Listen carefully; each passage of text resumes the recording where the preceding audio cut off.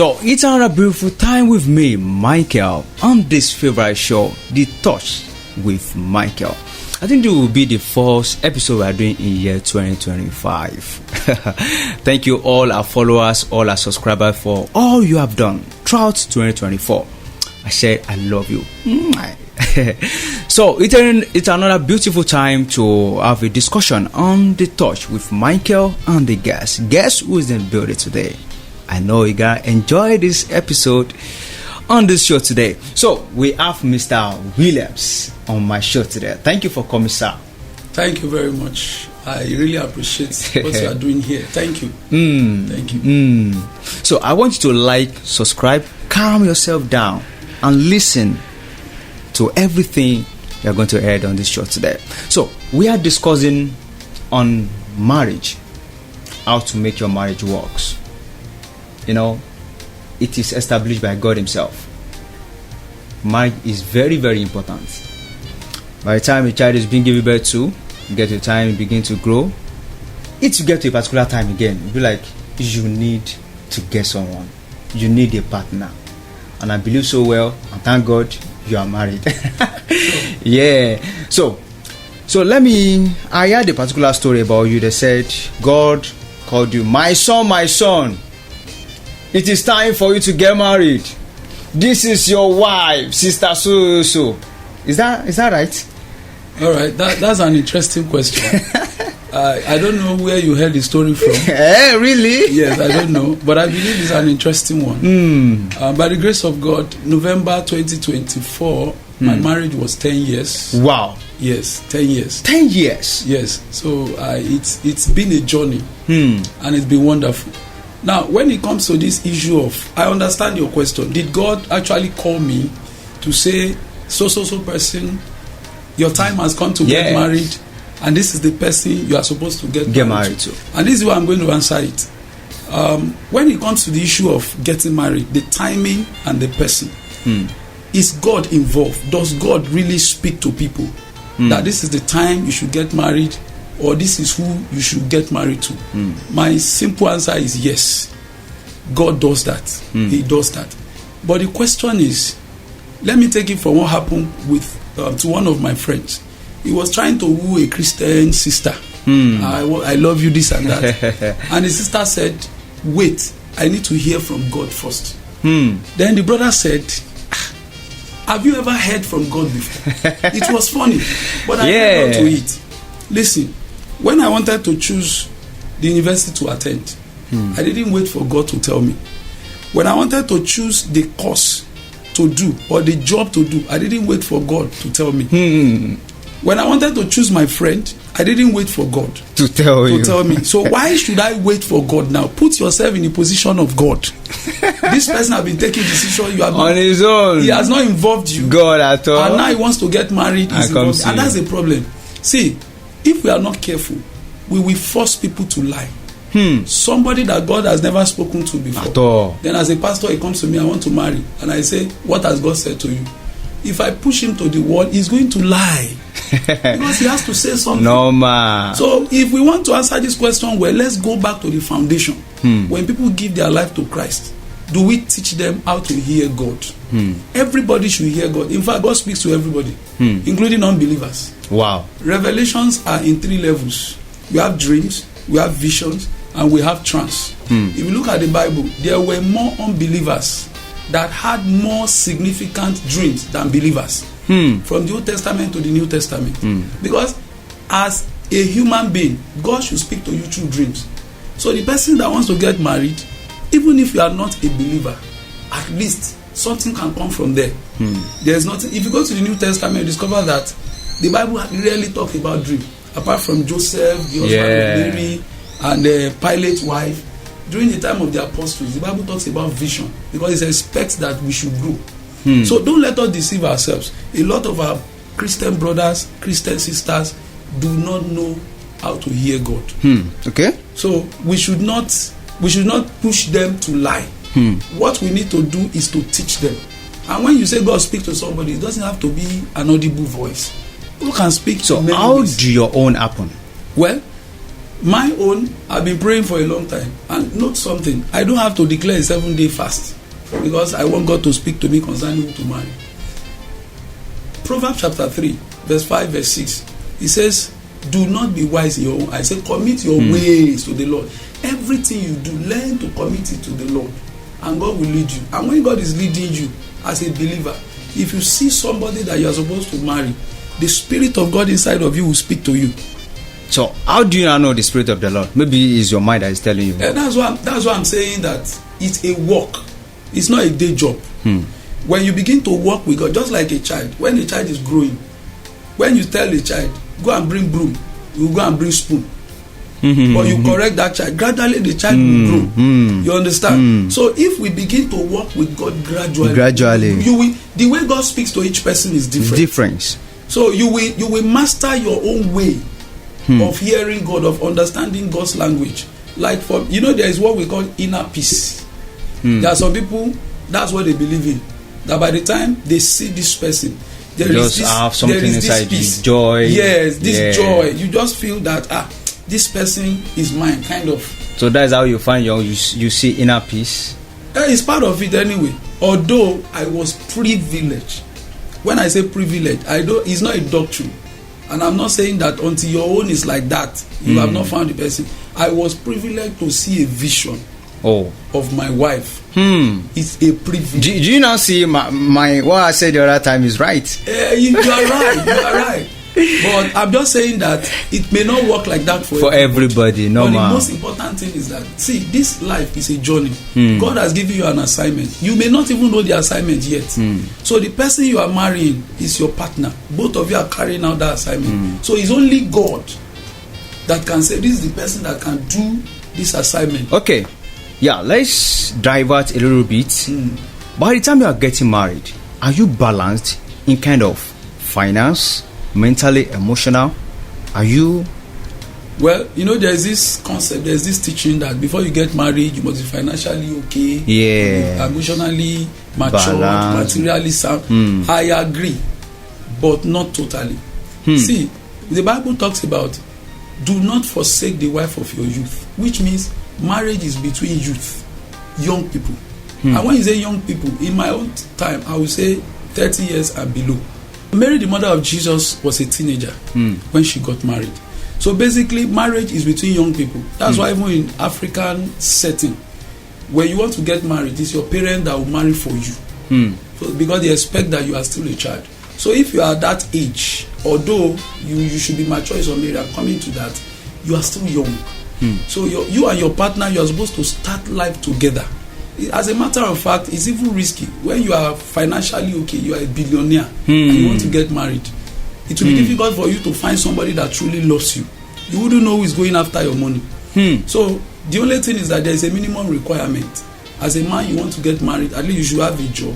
One. You should not be living in your mother's house. You should have a house, maybe a rented apartment. It's not compulsory that you have a car. You should be able to feed your wife. And even the lady, you are not supposed to be a liability. You also have a job. Either you are an artisan or you are doing a salary job. Just get something doing. That's on the area of finance. Then on the area of emotions too, we are also growing. That's why I encourage that even before you get married, learn. We go to school, we learn for years before you become a doctor, before you become a lawyer. But we don't learn to become husbands. Don't learn to become wives. Even we get certificates before we enter into it. And that's a problem. I don't know how many parents sit their children down and say, okay, let me teach you marriage 101. How many people do that? So what you can do is to take time to develop yourself. Read books, listen to tapes, attend seminars, and so on and so forth. So we have a question here is, people do change, and we know change is constant in life. So by the time you get married, you said 10 years ago now, 10 years ago. So with the space of that 10 years, is there any change in character? Maybe your own character or your wife? Something more has changed. Of course, everybody changes. The issue is that as you grow, you change. Your taste will change. Your preferences will change.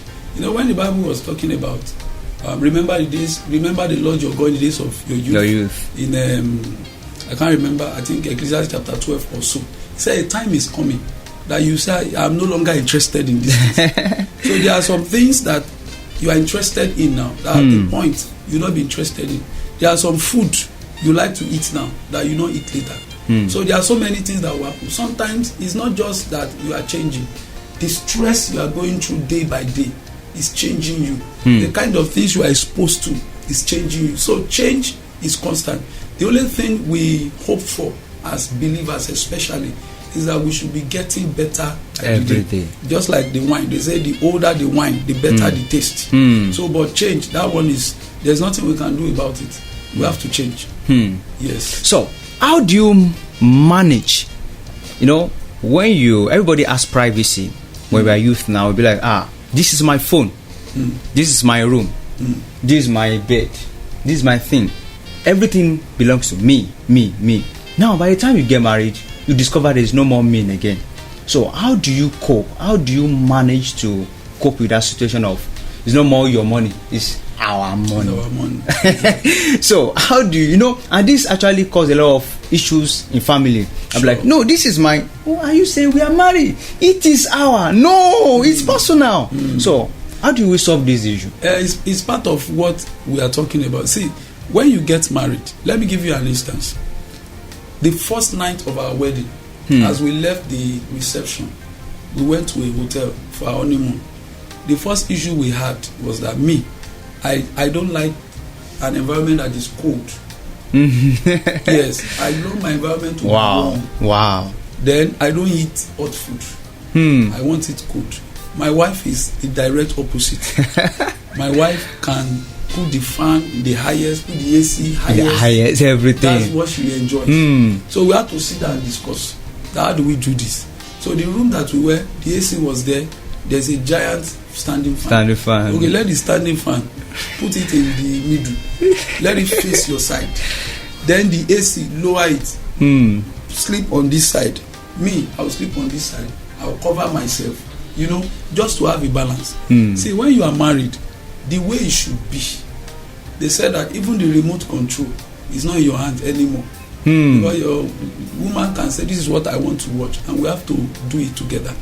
And there's something very important that you raise. This thing is causing issues in marriage. It's secrecy, especially when it has to do with phone. Some people are even preaching it, that women don't check your husband's phone. Yes. I am not saying that a woman should suspect the husband and be looking for evidence or proof. But I don't think a man should be hiding anything from the wife.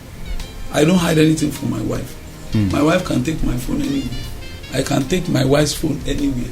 She has all the password to whether my account, everything. Wow. I have everything to her own. And that is how we have been living.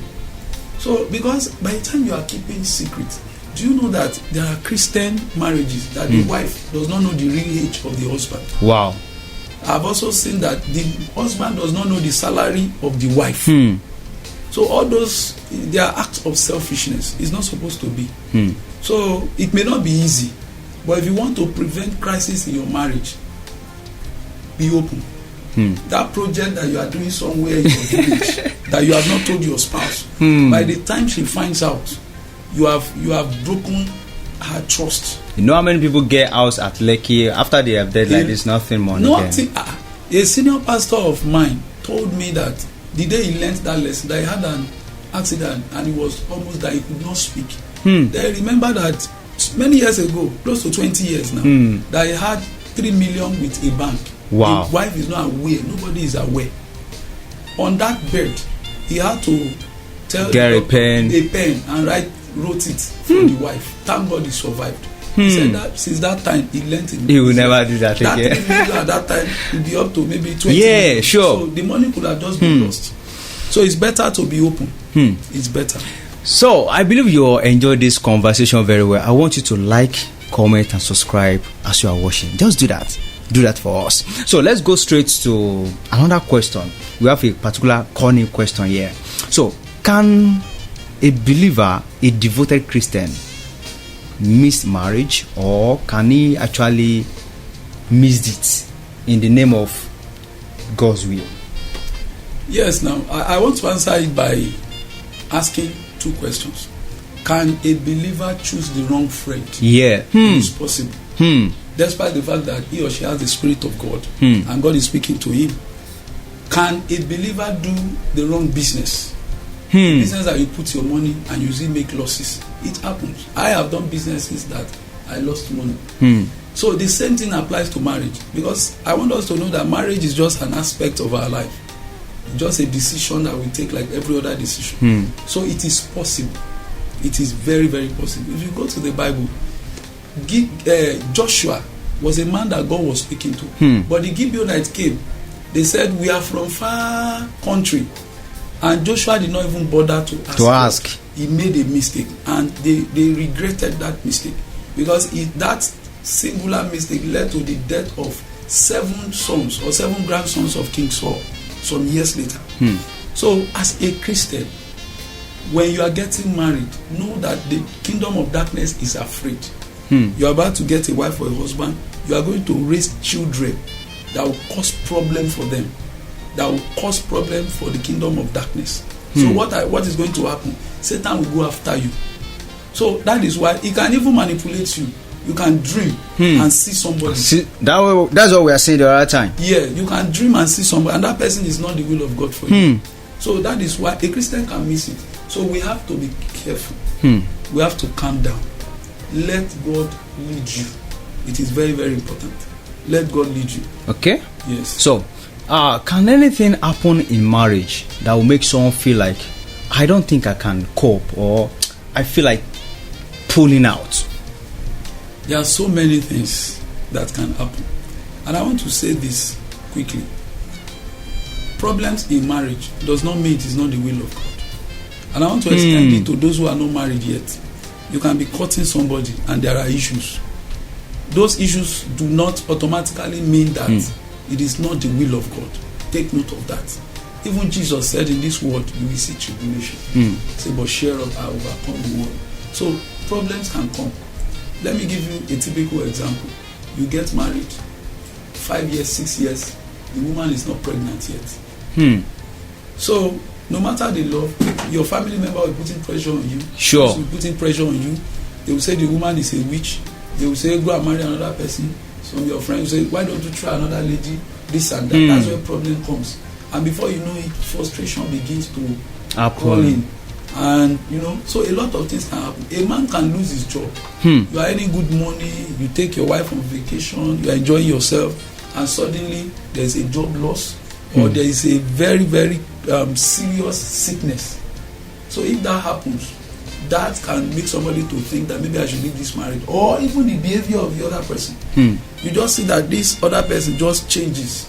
As a wife, she no longer listens to you again, or as a husband, he's a man that was not that was fervent in church before, he's no longer attending church. He's now moving with friends that drink and all of that. So these are some of the things that can happen. So what we need to do is to keep praying and making effort. Very, very important. If you are facing any challenge currently in your marriage, fight it. Don't run. Anything that is good, anything that is from God will face opposition. So we must be ready to fight it and not run away from it. All right, thank you very much for that answer. I think I'm okay with that. Let me say I'm okay with that. So, what is your take about divorce in the marriage of goes all this everyday fighting? Okay. Let me start by saying that it is wrong to get physical in marriage. In fact, under the law, it is wrong for a man to beat his wife, or for a woman to beat or harass a husband. So no matter how angry you are, you should not descend so low to the level of hitting your partner. The issue is that the moment you try it, it will continue. So if you think that you are angry and you cannot withstand it as a man, take your shirt and just walk out and leave the house. Women can talk a lot. Then as a woman, when your husband is angry and is vibrating, don't try to defend yourself. That's not the right time to talk. Just keep quiet and let peace reign. You can do the correction later. That's number one. Number two, God said, I hate divorce. Jesus did not teach us to divorce. Apostle Paul did not teach us to divorce. So as believers, we are not supposed to divorce.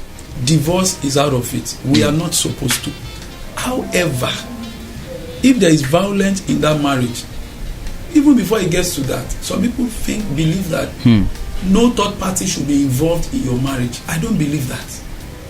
If you insist that no third party should be involved in your marriage, you are pretending as if your marriage is perfect, and there is no perfect marriage. There should be somebody that the husband respects, the wife also respects. If you have issues that the two of you cannot resolve, speak to that person. And very importantly, let your pastor be involved. If you think that your pastor is not wise enough, is not anointed enough to be involved in your marriage, then that person is not your pastor. So somebody should be involved. But personally, I wouldn't encourage divorce. If there is need for separation, let the third party, maybe your pastor or your counselor, be the one to guide you around that. But I don't think that there's any issue that we cannot resolve. It's a matter of how large is my heart. Is my heart large enough to forgive? Okay, so let's go with that. So there's a particular question now: is how do we spice up our marriage in the sense of sexual aspects and the other aspects? Okay, there are many ways to spice up one's marriage. I am praying for every couple that God will bless you. Amen. One of the biggest of them all is money. Money. If you don't have money, you don't have money, it will be difficult to spice up your marriage. I'm telling you, money is not everything, but money is very, very key. Very, very key. As I'm leaving this show, I'm going home now, and then I branch in a shop, in a boutique, just pack something, buy a nice gown, nice one, and correct shoes for my wife. There is no way in the night I will say, Madam Alpha, and he's going to say, no, it's not possible. It's not possible. And if my wife should do that to me as well, I will be happy. I will be excited. So money is very, very important. Then number 2 is that we have to confess to ourselves, a lot of Christians are not romantic. Many of us, I don't want to say we are too spiritual. We cannot be too spiritual, but we are too hard. So believers cannot. You can't even be going out and you hold your wife and the two of you are working together. Not to talk of put your hand around your wife, like or go and swim together. How can a pastor's wife be swimming in swimming pool now? How can a Christian brother be going to the beach? You know all those things. So this over spirituality, so to say, is spoiling a lot of things. So that is that. And one more thing that may not be a popular opinion is the issue of let's reduce stress for our wives. A woman that is stressed cannot be romantic, whether in bed or outside of bed. She has work all the day. See, it is when my wife travels. If you want to know that my wife has traveled, come to my dining table. My dodo will be burnt, my rice will be burnt, everything will be burnt. Once my wife travels, burnt offering all through. Because I won't even remember that I am cooking something in the kitchen. So it is when you are involved that you will know that this mopping of the floor, this cooking, all these things that these women do is hard work. So if you want to enjoy your wife or you want to enjoy your husband, think of how you can help her reduce stress. It is when you are not stressed that you can think of, okay, I want to hug my husband. I want to give my husband a peck. I want to do pillow fight with my husband. Somebody that is stressed cannot do pillow fight. It's just like, I believe me. She's just tired. She's tired. She's weak. So God will help us. Amen. Majority of men are guilty. Just sit there in the sitting room watching ball, and the woman is coming from kitchen, coming out, and you say, is the food not ready? Is the food not ready? Okay, thank you, because that was actually funny, but it's actually real. It's real matters. So let me ask you this question before you go. That your wife, is he the person you intend to marry, or you have someone? Okay, let me answer it the way I understood it. Before I met my wife, I met a couple of ladies. Good. I met a couple of them, but one thing will lead to the other. Because if you are praying for God's will, it is not mandatory that you hear God's voice. But some of the things that happen within the relationship We also need to know that understand. this one is not the will of God. For example, there is one message I used to preach. You and someone can be the same age, but you are not in the same generation. I can be 25 as a man. The lady is also 25. But despite the fact that we are the same age, she's ready to marry now. But I'm not ready to marry until the next 5 years. So we are not in the same generation. So I cannot rush myself to meet up. That means that person is not in my generation. I will let that person go. So there were a lot of stuff like that. There are some, you are AS, you want to marry somebody, the person is AS. Let the person go. You don't want to go and start giving birth to SS. That's very nice. It's not a matter of faith. It is stupidity. You are AS. Somebody is AS. You say faith. God. You say God will do nobody, it. As a God pastor, will change it. I will never support. If I'm supposed to wed you, I will not wed you. I don't care. There's no face that you have that me I don't have. Me I talk reality. If you hear God, I also hear God. Yes. Don't come and tell me that there was a lady that did that. Say God said I must marry this man. I must marry this man. The pastor now called the man to the office. Say this lady said God said you are going to be her husband, because the man was doing well. The man laughed. Pastor said, okay, can you say why you are laughing? The man said, I am HIV positive. And the lady began to cry. Do you still want to marry the man? She said no. So you have changed what God has said. See, these are the pretense. These are the deceive ourselves. So I saw. Let me not say I saw shaggy. Yes, because there was a time I was bent on. I want to marry somebody from my town. Somebody that will speak the same language, so that when we raise children, our children will be able to begin to walk. Until I found the person I have now. She's not perfect. I am not perfect too. So if I am not perfect, there is no reason for me to be looking for someone that is perfect. That is perfect. So it doesn't make sense. Yeah. So thank you very much. Before we go to the, can you just any advice for the young one coming up to that show of yours? Okay. Let me say I can summarize it. Yes. The first thing is, don't wait till you want to marry before you start running to hear from God. God will not speak.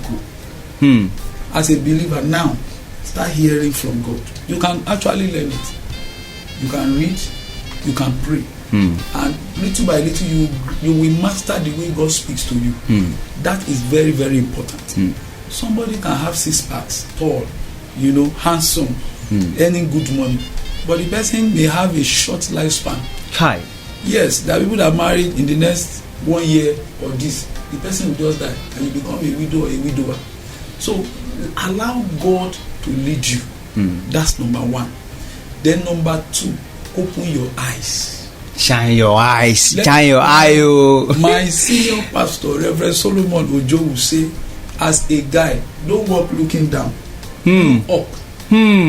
Look up. Focus. Shine your eyes. See, if God wants to give you a wife, God cannot give you a woman that you will not like. It's not possible. When God brought Eve to Adam, when Adam saw Eve, the same way you are saying Kai. That's why he said Kai. See this woman. God did not even say this is going to be your wife. This is my wife. Because he loved. He liked he as in. So if you like figure 8, it's not an offense. I used to say that I cannot marry a lady that the boobs is too small. They are too small. It's not a sin. It's not a sin. It's not my wife. The Bible even encourage that the boobs of your wife, they are your toys. You should play with them. So if I want to play with them and there's nothing to play with, please, I'm sorry. If your own is like that, I'm just saying my own. Please forgive me. My God. Shine your eyes. Shine your eyes. You should be proud of the person you marry. You should be able to work together. Yes. If you see my wife is very pretty. When we are working together, I'm proud. This is my wife. This is my wife. That's how it should be. So those are the 2 things I would say. So thank you very much, Pastor Williams, for coming up on my show today. I so much enjoyed this conversation. I feel like maybe we should continue. There are many things for us to discuss, but I believe some other time we will have you again on our show. Thank you for coming on my show today. It's a beautiful time to have Pastor Williams in our midst today. I believe so much you have enjoyed every bit of our conversation with him here today. So the point I can actually derive from what he said the other time is, my brother, open your eye, yo. My sister, shine your eye, yo. Get what you like. Sure. Get what you like. Everybody has specs, so find your own specs, so you can see. But by the time even God is saying this is it, you should like, this is my wife, this is my husband. So to the next time, I want you to subscribe, to like and share this conversation, so it will go viral, so it can help a lot of people. Share to your church platform, share to your friends, share to your family. So share it as much as possible you can. So see you till next time with me, The Touch with Michael and the guest. Goodbye.